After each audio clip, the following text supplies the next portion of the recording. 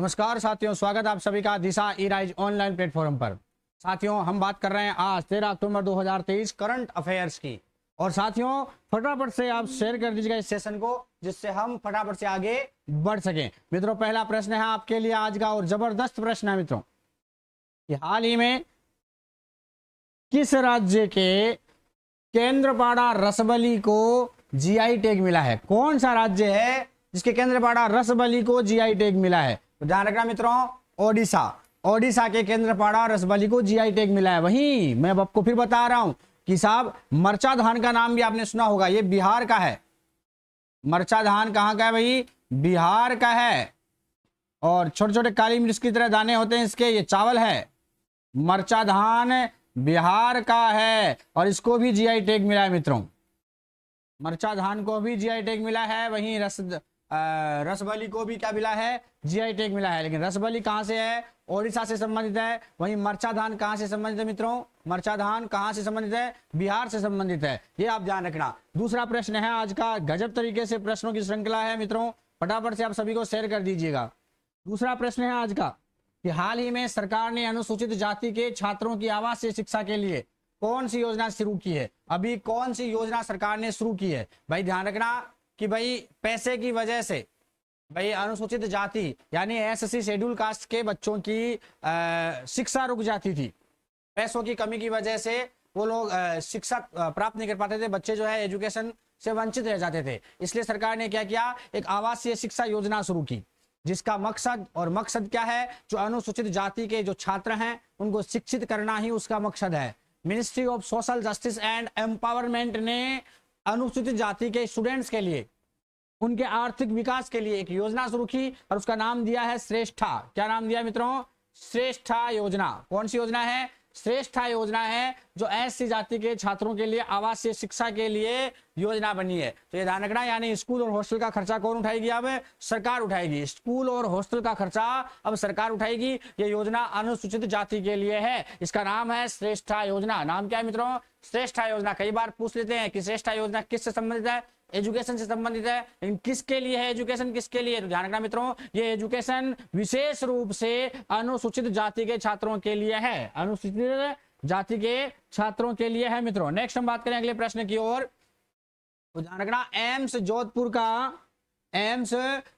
का ग्रामीण rural centre कहां बनाया जाएगा? अभी खबर आपने पढ़ी होगी मित्रों, न्यूज़पेपर में बहुत छाई रही थी कि साहब जोधपुर से 45 किलोमीटर दूर एक नेत्रा गांव है। कौन सा गांव है? नेत्रा। वहां पर एम्स का ग्रामीण सेंटर बन रहा है। वहां पर एम्स का क्या बन रहा है? ग्रामीण सेंटर बन रहा है। नेत्रा जोधपुर में एम्स जोधपुर का ग्रामीण रूरल सेंटर बन रहा है भाई मित्रों। ये याद रखना, लगभग जोधपुर से 45 किलोमीटर दूर ये आ जाता है। ठीक है मित्रों। नेक्स्ट अगले प्रश्न की ओर हम बढ़ जाते हैं फटाफट से, यानी 15 मिनट में आपको जबरदस्त तरीके से प्रश्न याद होने वाले हैं मित्रों।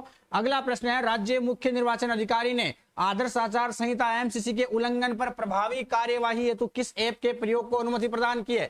यानी जो अपना निर्वाचन आयोग है, मुख्य निर्वाचन अधिकारी जो राजस्थान से संबंधित है, जो राज्य के मुख्य निर्वाचन अधिकारी हैं, उन्होंने एक ऐप चलाया है। उस ऐप को नाम दिया है सी विजिल ऐप। क्या नाम दिया है मित्रों? सी विजिल ऐप है। इस ऐप को आप भी डाउनलोड करें।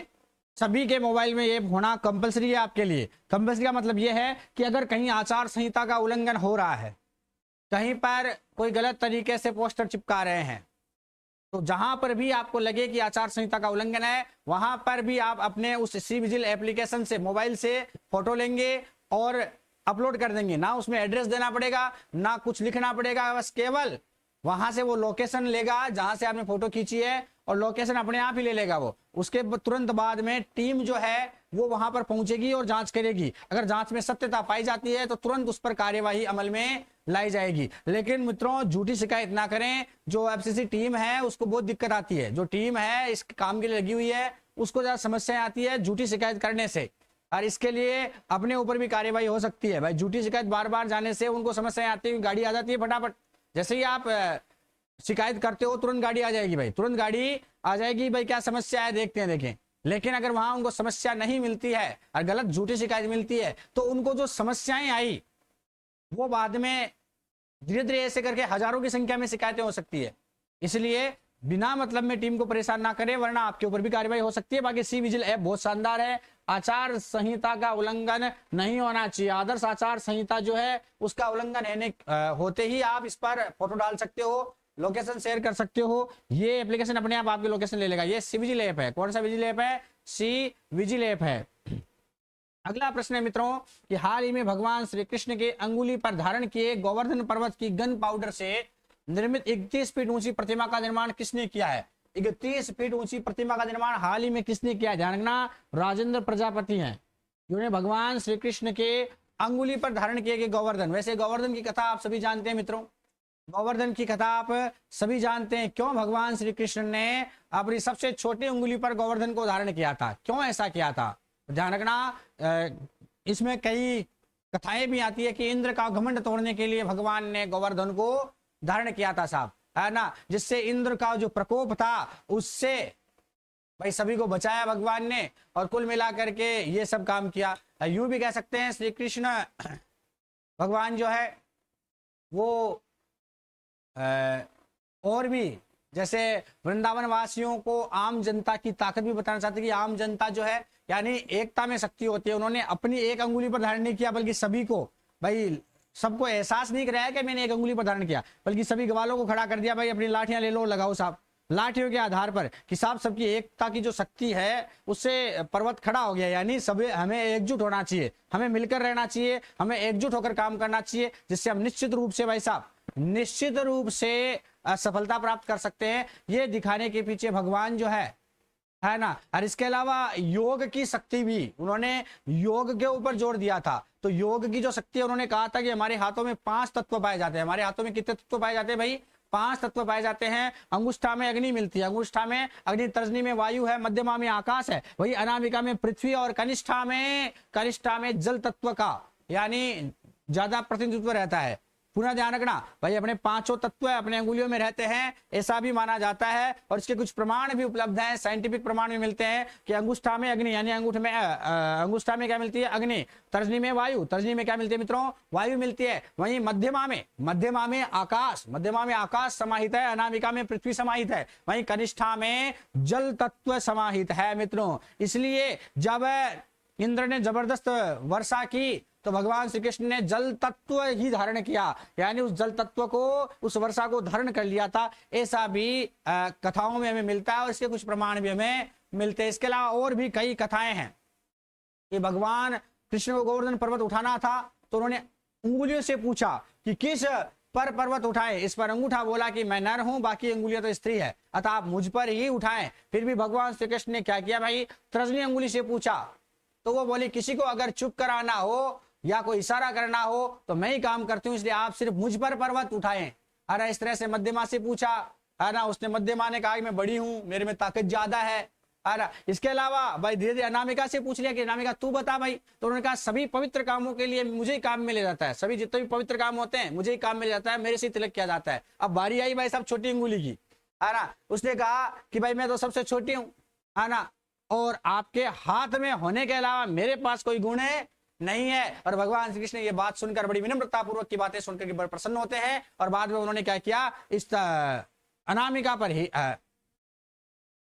सबसे छोटी उंगली पर ही भाई साहब, यानी यूं कहें कि छोटी सी अंगुली पर उन्होंने भाई साहब उठा लिया, है ना, पर्वत को, गोवर्धन पर्वत को, यानी कनिष्ठिका जो छोटी अंगुली है कनिष्ठा, इसी पर ही भाई साहब किसको उठा लिया? गोवर्धन पर्वत को उठा लिया था साहब। इस तरह की कई कथाएं प्रचलित है मित्रों, लेकिन कुल मिलाकर राजेंद्र प्रजापति जो है, राजेंद्र प्रजापति है ना, इन्होंने 31 फीट ऊंची प्रतिमा का निर्माण कर दिया है गन पाउडर से। कौन से पाउडर से? गोवर्धन पर्वत की गन पाउडर से निर्मित 31 फीट ऊंची प्रतिमा का निर्माण किया मित्रों राजेंद्र प्रजापति ने। ये आपको ध्यान में रखना है मित्रों। नेक्स्ट हम बात करें अगले प्रश्न की ओर। राज्य के किस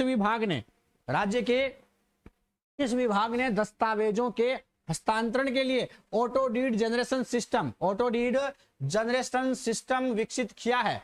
ऑटो डीड जनरेशन सिस्टम पंजीयक व मुद्रांक विभाग ने। मित्रों ध्यान रखना कि भाई दस्तावेजों के हस्तांतरण के लिए, किसके हस्तांतरण के लिए मित्रों?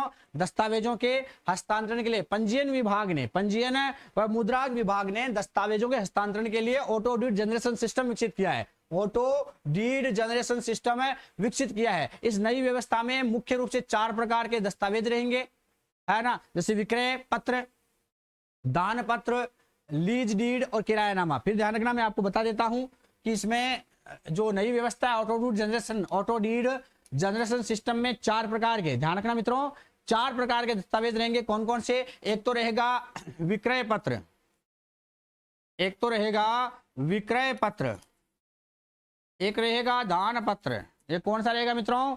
दान पत्र रहेगा। एक हम लीज देते हैं तो लीज डीड रहता है, किरायानामा रहता है, लीज डीड, और एक रहता है किरायानामा। एक क्या रहता है मित्रों?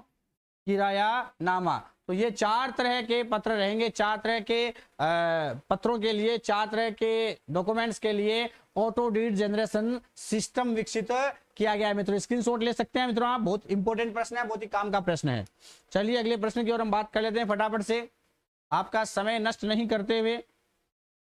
हाल ही में खाजूवाला और छतरगढ़ तहसीलों को किस जिले में शामिल किया गया है? खाजूवाला और छतरगढ़ तहसीलें बहुत चर्चा में रही है मित्रों।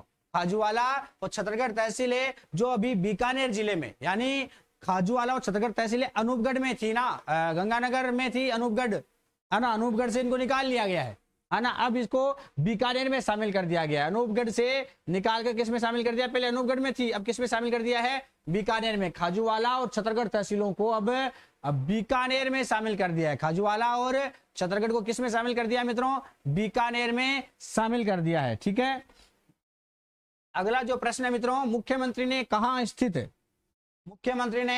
कहां स्थित संक्रामक रोग संस्थान को उच्च स्तरीय अनुसंधान केंद्र में विकसित करने के लिए, उच्च स्तरीय अनुसंधान केंद्र में विकसित करने के लिए 3 करोड़ रुपए की वित्तीय स्वीकृति प्रदान की है? यानी कहां संक्रामक रोग संस्थान है? ध्यान रखना मित्रों, विशेष रूप से अभी संक्रामक रोग संस्थान जोधपुर में है। संक्रामक रोग संस्थान कहां है मित्रों? जोधपुर में है। कहां पर है? जोधपुर के अंदर संक्रामक रोग संस्थान है। इसका उन्नयन करने के लिए अभी हाल ही में एक बड़ा काम क्या था भाई, राज्य सरकार ने विशेष रूप से इस पर ध्यान दिया। जोधपुर के अंतर्गत संक्रामक रोग संस्थान को उच्च स्तरीय अनुसंधान केंद्र में विकसित करने के लिए 3 करोड़ रुपए की वित्तीय स्वीकृति जारी की। कितने रुपए की?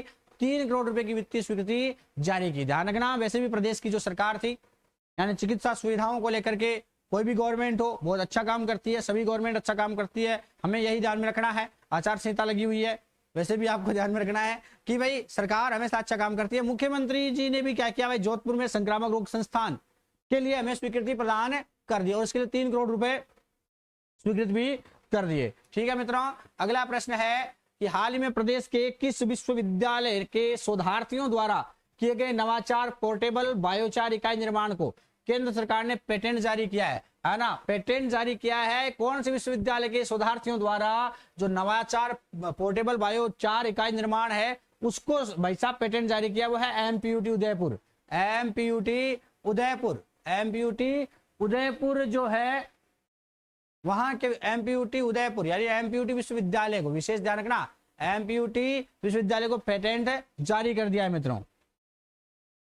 अब बिना रुके सुपरफास्ट एक्सप्रेस बनते हुए आगे बढ़ रहे हैं मित्रों। सुपरफास्ट में बैठकर हम पढ़ रहे हैं ना। ये हाल ही में 5 दिवसीय राज्य स्तरीय जनजाति 5 स्काउट गाइड महोत्सव का आयोजन कहाँ किया गया है? स्काउट गाइड महोत्सव का आयोजन किया गया हाल ही में, बहुत चर्चा में रहा। अभी 10 अक्टूबर के दिन ये हुआ था, आज 13 अक्टूबर हो चुकी है ना। थोड़ा लेट आया है प्रश्न, लेकिन आपको ध्यान रखना कि राज्य भारत स्काउट व गाइड, इसका मुख्यालय कहाँ है? जयपुर में है। कहां पर है? जयपुर में है। और उसके तत्वाधान में उदयपुर के अंतर्गत, भाई उदयपुर के अंतर्गत 5 दिवसीय राज्य स्तरीय जनजाति स्काउट गाइड महोत्सव का आयोजन, यानी 63वां रोवर मूट और 49वां जो रेंजर मीट है, एक तो रोवर और एक रेंजर है ना, उसका आयोजन किया गया था साहब, है ना। तो ध्यान रखना, यह हुआ उदयपुर में।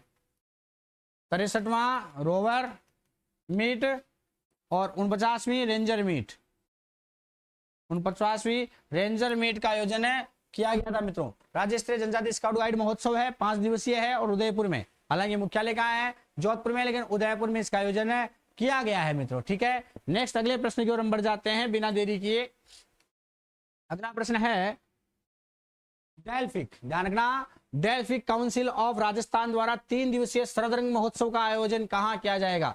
शरद रंग महोत्सव, ध्यान रखना, डेल्फिक काउंसिल ऑफ राजस्थान 13 अक्टूबर से अब यानी आज से 3 दिन के लिए शरद रंग महोत्सव का आयोजन कर रही है जवाहर कला केंद्र में। कहां पर भाई मित्रों? जवाहर कला केंद्र में ऐसा कर रही है। और ये जो कार्यक्रम है ये जो उत्तर क्षेत्र का सांस्कृतिक केंद्र है पटियाला की सहभागिता से, है ना, आयोजित किया जा रहा है। इसमें पटियाला की सहभागिता रहेगी और जवाहर कला केंद्र का भी सहयोग रहेगा। तो जवाहर कला केंद्र पर जानना शरद रंग महोत्सव का आयोजन किया जा रहा है 3 दिवसीय डेल्फिक काउंसिल ऑफ राजस्थान के द्वारा। ठीक है मित्रों, याद रह जाएगा आप सभी को।